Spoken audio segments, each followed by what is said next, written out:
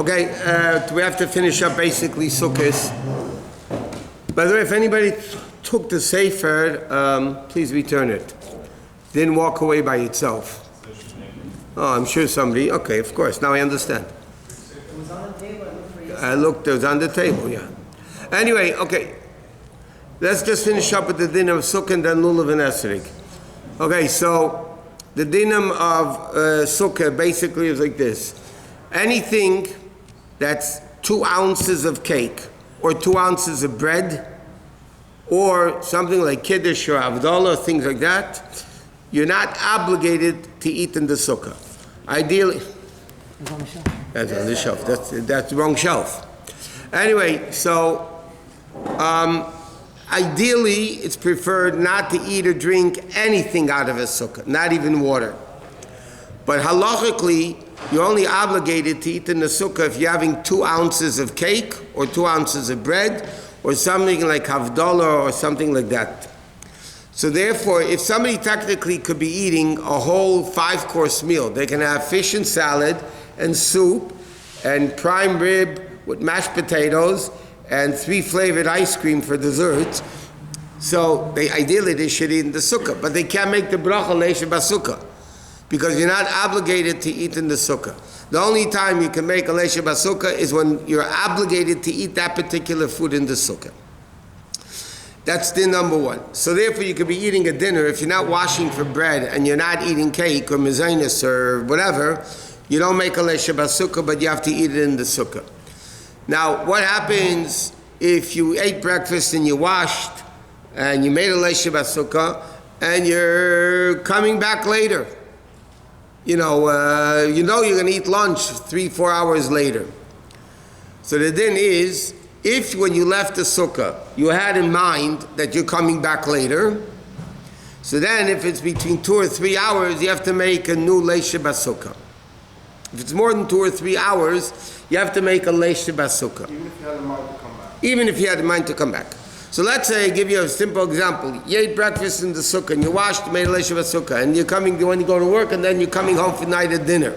You know you're going to eat dinner in the sukkah. Nevertheless, it's more than 2-3 hours, you have to make a leisha basukkah. What happens if you left the sukkah, and then that's it, you thought, that's it for a while. And then all of a sudden you changed your mind, and you came to the sukkah and you ate again 2 ounces of cake or bread. So then you have to make a leisha basukkah even if it's 3 minutes later. I'll tell you with this, it could be very practical. You finished eating, let's say Yom Tif night, you finished eating, you're benched, you're going back into the house, that's it. You think that's it for the night. All of a sudden a friend knocks on the door, hey, let's go for bringing the sukkah. So now you're going back to the sukkah, you're going to be eating more cake or whatever it is.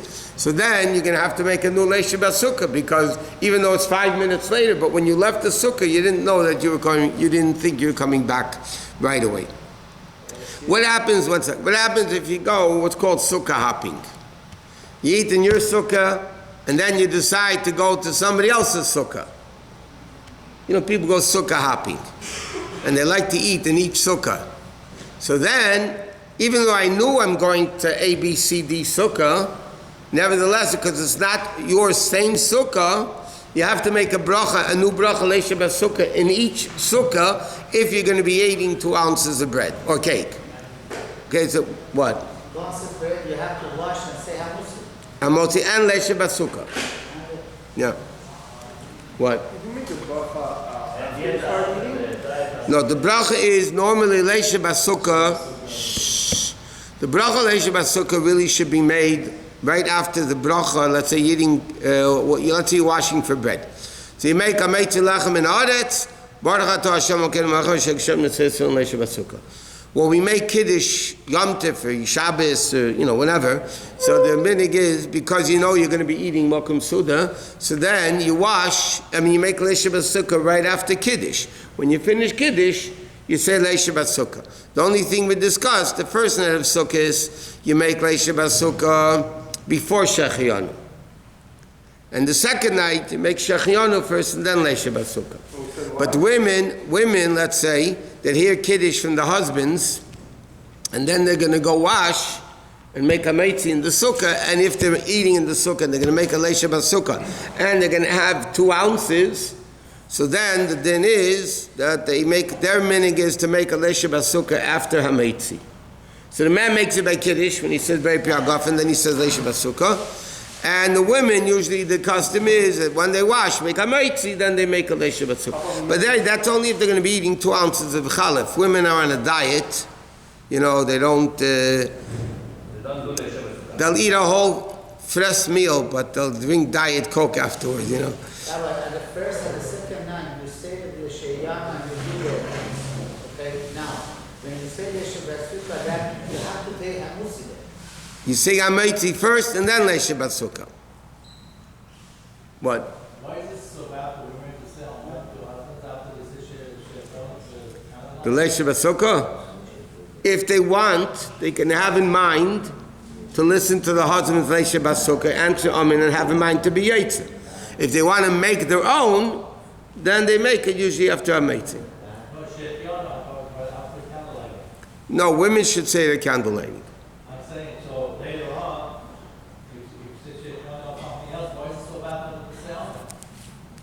Some people hold you're not allowed to say Amen, but we hold that they could. Some opinions hold that because the woman made a Shechianu already, so now she doesn't need to hear Shechianu, correct? Because she already made it. If she answers Amen, she's talking out of turn, because it's not a bracha she has to listen to. So some poskim say, tak a woman who ben shlich should not answer Amen after the husband's Kiddush Shechianu. But we hold that they do. Okay, let's get to the mitzvah of lulav and esrik. I'm a little bit confused. If you're a little confused, you're okay. If you're a lot confused, you join Chabad and they make you more confused. We came from Knesset the first night. We're doing the Kiddush, the Leisha Basukkah, And Shechianu. and Shechianu. The second night, If somebody don't do the hamutzi, what happens? they have to do the Hameitzi. And if they don't do the hamutzi, Then they can't make a Leisha Basukkah. don't say it. Nope. Okay, let's talk about Why do you make Shechianu? what? Why do you make Shechianu first, second night? We discussed it the other day. Because really, it says in Shulchan Aruch like this. You're really supposed to make a Shechianu on building the sukkah. Why don't we make a Shechianu when we build the sukkah? So it says because the purpose of the sukkah is to eat in it. So therefore when you make Kiddush, the Shechianu of Kiddush also goes on the building of the sukkah. So therefore the first night, you first say Leisha Basukkah, and then you say Shechianu, which is going on the sukkah and on the Yom Tiv and on everything else. But once you did that already, the minig is Leisha Basukkah, you say at the end of Kiddush. So therefore, the second night we change the order, and first we say Shechianu, and then we say Leisha Basukkah. Okay, let's talk about, by the way, a very important thing, because people ask this. We mentioned this the other night. You cannot eat in the sukkah with the bracha to be yetzer the mitzvah until it's for sure night, which it has to be nightfall, which is an hour after candle lighting. So you could bring the Yom Tov in early, but you can't eat in the sukkah. If Lich Ben should let's say is 6:15, I don't know what time, it's 6:15, then you can't eat in the sukkah until 6:15. 1 second. 7:15, right. No, I'm sorry, 6:08 is Lich Ben the first night. So you can't eat in the sukkah until 7:08. You can bring in you could bring in Yom Tov early, but you can't sit in the sukkah early because then you're not yetzer the mitzvah. Right. Unless if somebody feels the kedusha of the holiday, but anyway, al pi Kabbalah, you don't do those things anyway. You don't bring Shabbos or Yom Tov in early according to Kabbalah. Anyway, next, so when you bench lulav and esrog, the first morning, which this year is Monday morning, it says you're supposed to get up early to bench. Now, by some people, early is 10 o'clock. Some people, early is 7 o'clock. You know, everything is relative to the people. But you should get up early. The Baditchev, Rabbi Yitzchak Baditchev was up a whole night, literally waiting. When is day coming to the soon as day broke, you know, the sun came out, he right away benched lulav and esrog. He was up a whole night waiting to be able to do the mitzvah lulav and esrog. Mitzvah Simchas Torah, which for 9 days he didn't put on tefillin, because the Chol Hamoed you don't put on tefillin. So the Raditcher was up a whole night, Mitzvah Simchas Torah, waiting when is day going to break to be able to finally put tefillin on again. By us we say, why couldn't Yom Tov continue longer, you know? No tachnun, no tefillin. But the Raditcher really enjoyed mitzvahs. Was he running the tachnun like he was the Tachnun is a very important tefillah.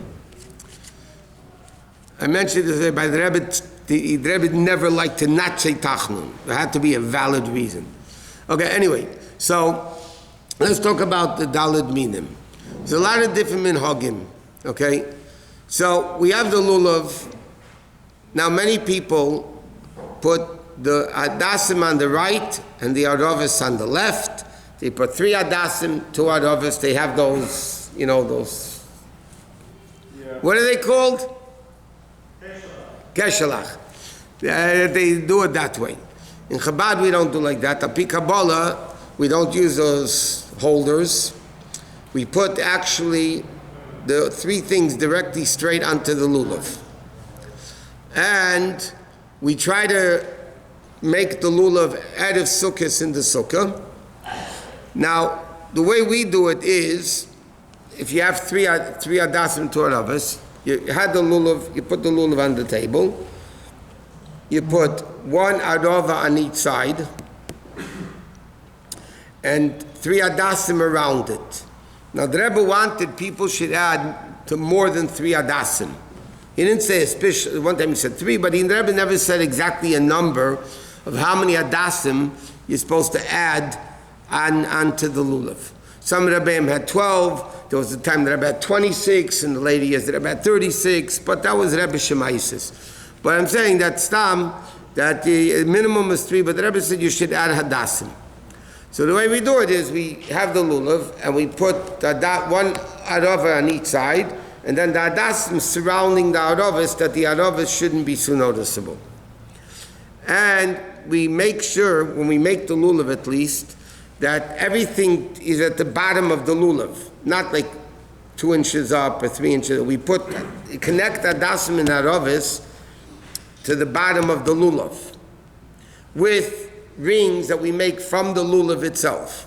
It doesn't have to be that lulav, but from a lulav, and you make it that way. Now, when you take the bench lulav and esrog, so you hold the lulav in your right hand, if you're a right-handed person. You hold the lulav in your right hand, and the first day you have to make a shechianu. So the first day you make a bracha, holding the lulav in your right hand, then you take the esrog in your left hand. When you start saying shechianu, and you start saying the bracha shechianu, and then when you finish the shechianu, you bring the lulav and esrog close to yourself and put it together. That's how you fulfill the mitzvah, just putting them together. There's also a minig of doing what's called the nanuim, the waving, that is too late to get into now.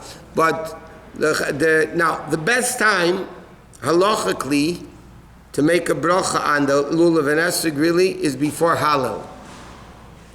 The best place to make a bracha leisha b'sukkah is in a sukkah.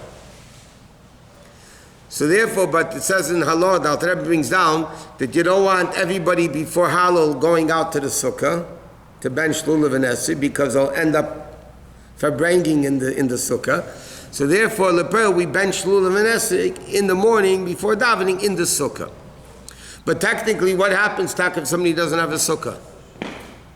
They don't have a sukkah, so when should they bench lulav and esrog? So ideally, they should bench lulav and esrog with the bracha right before Hallel. That's the... What takes precedence? What? The sukkah takes precedence. Therefore, we do it in the morning. If you do it before Baruch will go out, before Hallel, no, you don't do it. You learn that women shouldn't say bracha on No, it's Sephardic women, a lot of them don't make a bracha. Ashkenazic women do. A lot of Sephardic women also started making brachas. It's dependent. The Rambam holds, and therefore the Bais Yosef holds, like the Rambam, the Shulchan Aruch, that a mitzvah women are not obligated in, they cannot make a bracha. Because they're not obligated in sukkah or lulav or things like that, how could they say, Asher kitshanu b'mitzvayse v'tzivanu? They're not commanded. So there with the Rambam, that's what Shulchan Aruch holds in Hilchos Tzitzis, in Hilchos Lulav, in Hilchos Sukkah, and a bunch of other dinim that women are not obligated in. So there he holds the paskin, he can't make a bracha. The Rosh, the Rashba, all the Ashkenazic paskin, including the Ramah, they hold that the woman could make a bracha even on a mitzvah she's not obligated to do. So should we encourage them? Let's say you see a woman, she wants Yeah, we do encourage them to make a bracha. Why is it that Ashkenazi sources say you could? Like every other argument between Ashkenazic poskim and Sephardic. Why is it that it's okay? They don't have a... They say because Vitzivanu, she's not mitzvah va'isa, but she still gets a mitzvah. There is a mitzvah for Jews to bench lulav and asik. Asher kitshanu b'mitzvah is Vitzivanu. The Jews are commanded. She's a Jewish person. No, it's a different thing. Okay,